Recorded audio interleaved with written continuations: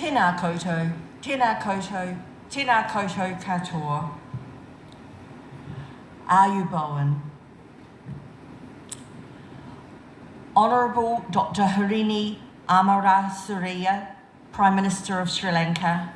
Honourable Dr. Nalinda Jayatisa, Minister of Health. Professor Vijira Dissanayake, President of Sri Lanka Medical Council. Dr. HDB Harath, Registrar, Sri Lanka Medical Council. President of the Centenary Committee, Professor Fernando.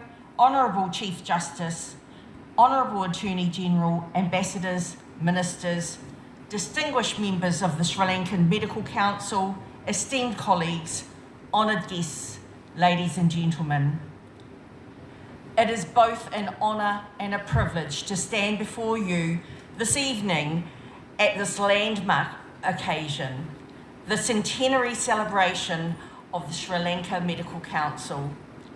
I'm especially pleased to do so in my capacity as Chair of the International Association of Medical Regulatory Authorities, or IAMRA, the leading global organisation bringing together medical regulators from around the world, united in the mission of safeguarding the public through effective medical regulation.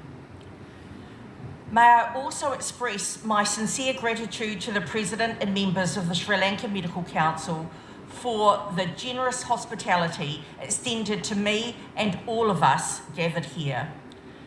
It's a privilege to be in Colombo, a city of rich history, resilience, and remarkable warmth. Sri Lanka's enduring spirit, the kindness of its people, and its long tradition of excellence in health and education are known the world over. And it's a pleasure to experience it firsthand. And this is my first visit to Sri Lanka. I phoned my husband last night and I said, you must come back with me. It's a wonderful place. This occasion marks not only 100 years of service and stewardship by the Sri Lanka Medical Council, but also its valued position within the global community of medical regulators. I was personally thrilled when the Sri Lanka Medical Council recently joined IAMRA, further strengthening this international collaboration essential for promoting patient safety, quality care, and professional standards in an increasingly interconnected, complex world. It also gives me great pleasure to bring you congratulations from Te Kaunihira Rata o Aotearoa, the Medical Council of New Zealand, where I serve as Chief Executive Officer. The Medical Council of New Zealand applauds your remarkable centenary of service, welcome to the Centenary Club, and leadership in protecting the health and well-being of your people.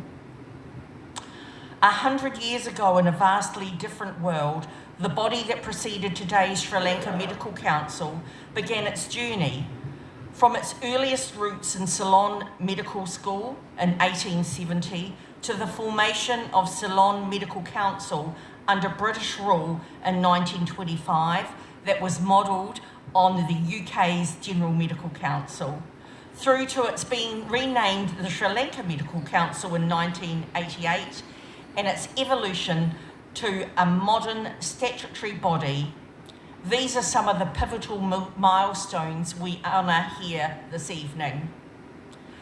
Through decades of social, political and technological change, the Council has remained steadfast in its core duty to protect patients and uphold the integrity of the medical profession. It is this continuity of purpose, grounded in compassion, integrity and accountability that we honour today. The theme of tonight's celebration, patient safety and quality healthcare for all, resonates far beyond these shores. Around the world, patient safety is recognised as a critical pillar of health system performance. The World Health Organization, and I know we have colleagues here today, recognises patient safety as a global health priority. and regulators of health professions globally are rising to the challenge of ensuring our health professionals are providing equitable, high-quality care in an increasingly complex environment. IAMRA, as the Global Association of Medical Regulatory Authorities, works to support its members in this mission, and again we're thrilled to welcome the Sri Lanka Medical Council to this global community of shared purpose. Your participation enriches our collective efforts, offering valuable insights from a country that has long demonstrated innovation, resilience, and compassion in its healthcare delivery. As the custodian of medical regulation and professional standards, the Sri Lanka Medical Council has a vital role in championing patient safety and quality. In an era of rapid medical advances, increasing patient expectations, and complex ethical dilemmas, the Council must remain both a protector of the public interest and a partner to the medical profession. The Sri Lanka Medical Council's leadership in protecting public safety through the maintenance of professional standards, ethical conduct, and robust regulation is more vital than ever. As medicine advances and patient expectations rise, so too must our systems of oversight, training, and quality assurance. The Sri Lanka Medical Council's responsibilities in licensing, accrediting training institutions, investigating complaints, and promoting lifelong learning are integral to a culture of patient safety. But these tasks and responsibilities are not static.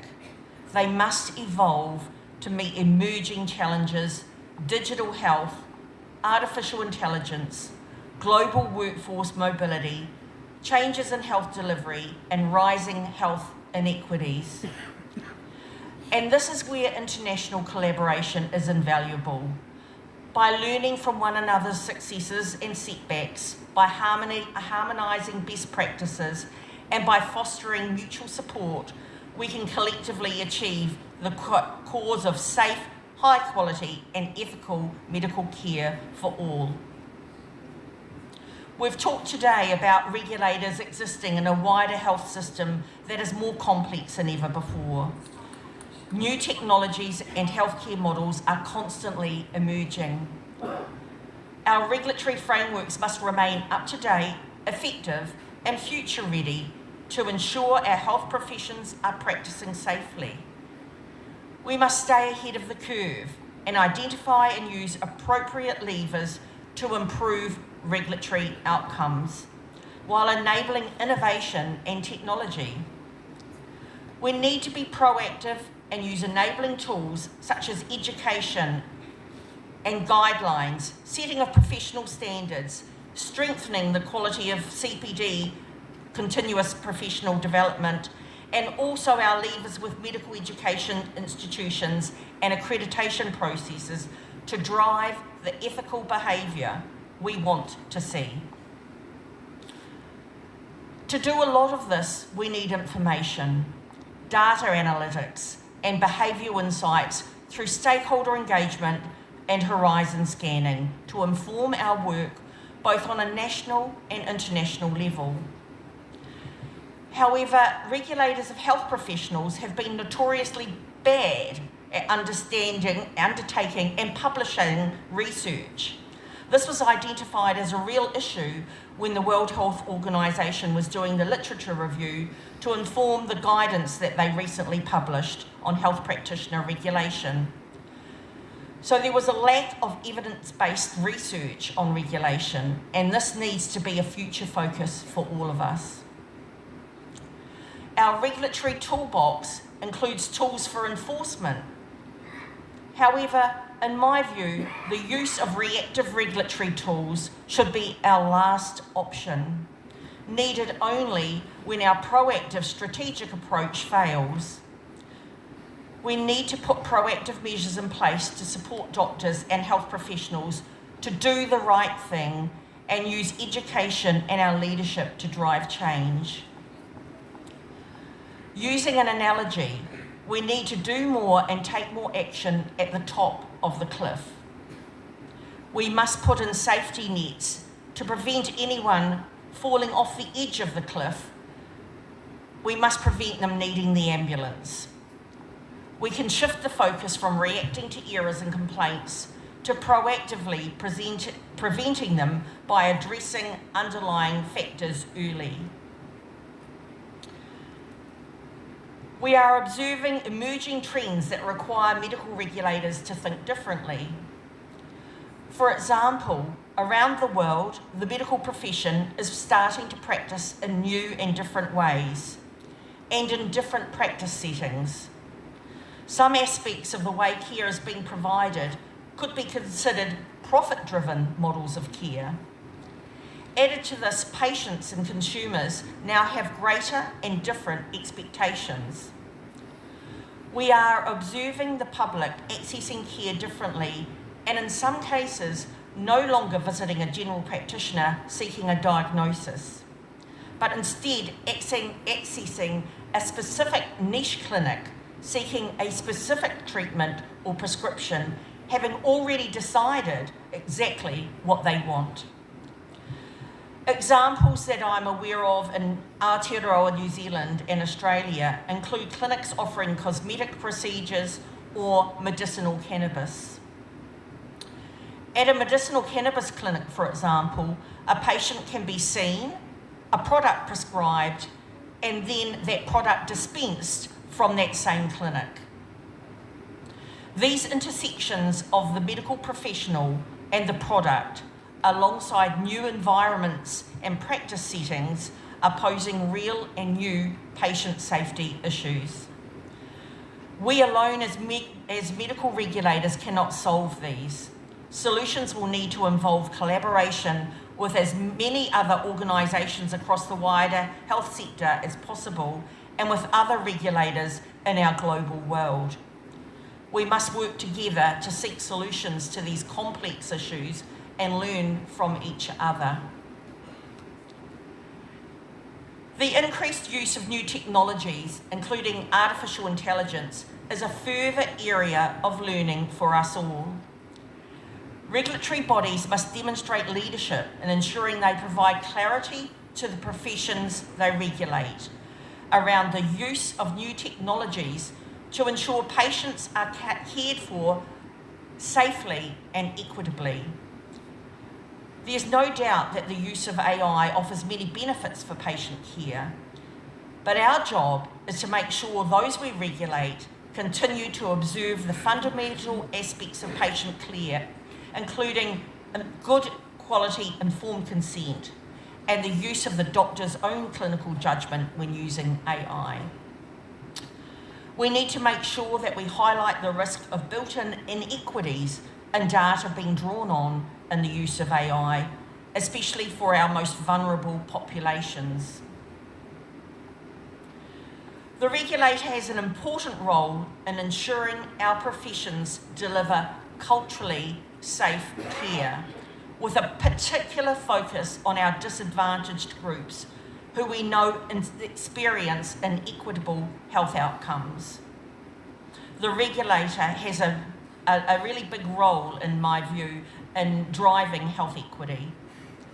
Together, through shared standards, collaborative learning, and the exchange of expertise, we can ensure the highest principles of patient safety, quality, and professionalism endure. While we honour a century of dedication, it is essential that we look ahead.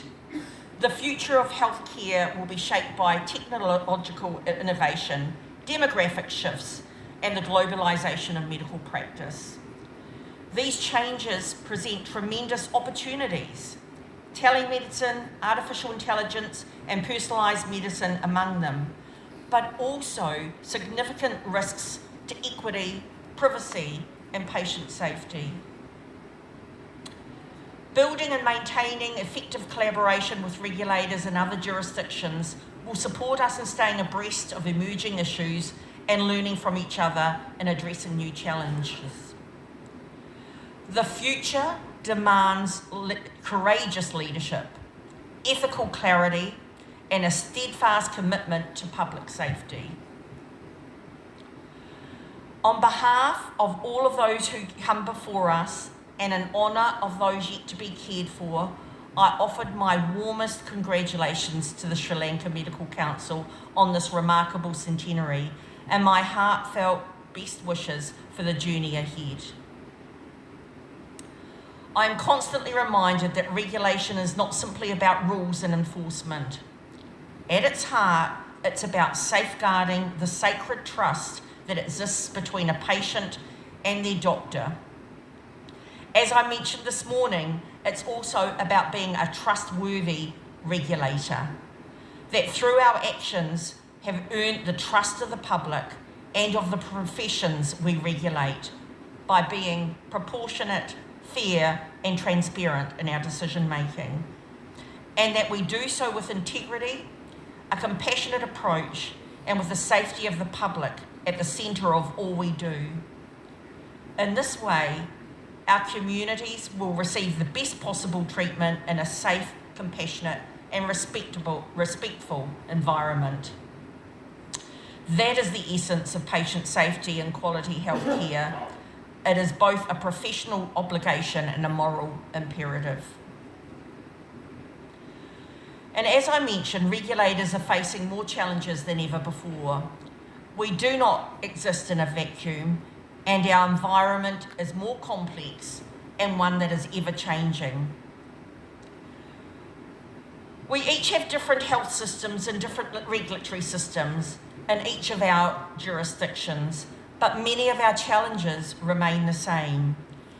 We know that effective regulation contributes to health professions providing high quality and safe health care that leads to better outcomes for all. On behalf of IAMRA and as chair of the board of directors, I extend my warmest congratulations to the council on this remarkable milestone. And on behalf of Te Kaunihira Rata o Aotearoa, the Medical Council of New Zealand, I offer our sincere admiration and best wishes for your continued success and leadership in the century ahead. We look forward to deepening our collaboration, learning together and working collectively to ensure that healthcare everywhere upholds the trust and well-being of those we serve. Public safety must remain at the heart of all we do. Thank you, and I wish you all a wonderful evening.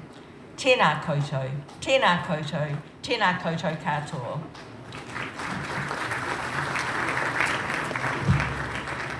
Thank you, Madam. And Ms. Joanne Simeon would now like to hand over a memento to the President of the Sri Lanka Medical Council, Professor Vajra Dissanayake, and I invite him on stage.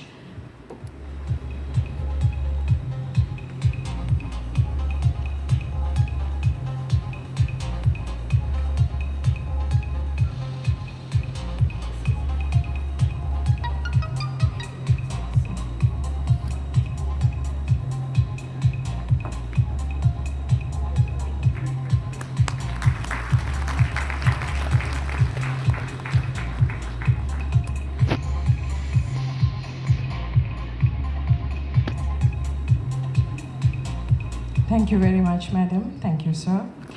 Ladies and gentlemen,